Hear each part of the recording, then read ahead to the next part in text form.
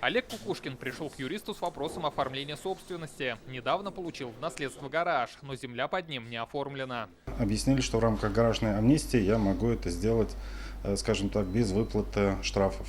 По тому вопросу, по которому я пришел, здесь мне оказали помощь, сразу все в принципе понятно.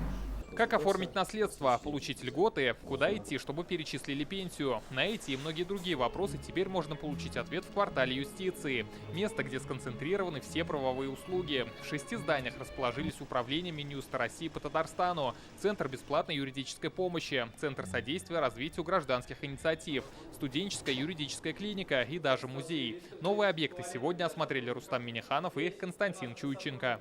Это отдел, да? В рамках Open Space, да, одна из комнат, двухкомнатный отдел по досмотру, аудитория. Довольно вы?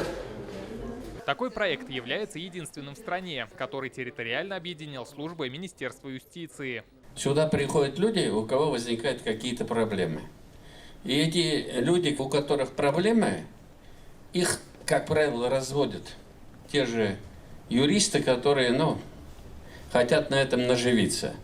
Многие люди не знают, куда обратиться. Вот то, что вот у нас вот здесь, ты знаешь, куда пришел, всю консультацию, что надо, ты здесь получишь. Таким образом, Институт бесплатной юридической помощи, который до недавнего времени не работал на территории Российской Федерации, сейчас он получает, надеюсь, лучшую юридическую практику и, собственно говоря, будет эталоном для других регионов. Будет единая площадка, здесь представлены все участники.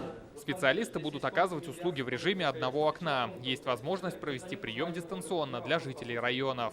Для удобства граждан, те, которые находятся в отдаленных районах, они смогут через центры МФЦ или исполнительные комитеты обращаться, связываться с нами по видеоконференц-связи и тоже получать правовую консультацию. Квартал станет учебным полигоном для студентов. Здесь смогут проходить практику начинающие юристы. Здесь они будут получать навыки, каким образом правильно консультировать, на что необходимо обратить внимание, как правильно квалифицировать тот или иной вопрос, и как задавать вопросы, как направлять и как выяснять именно причину обращения. Опыт Казани будет растиражирован и в районах республики. В каждом создадут пункт оказания бесплатной юридической помощи.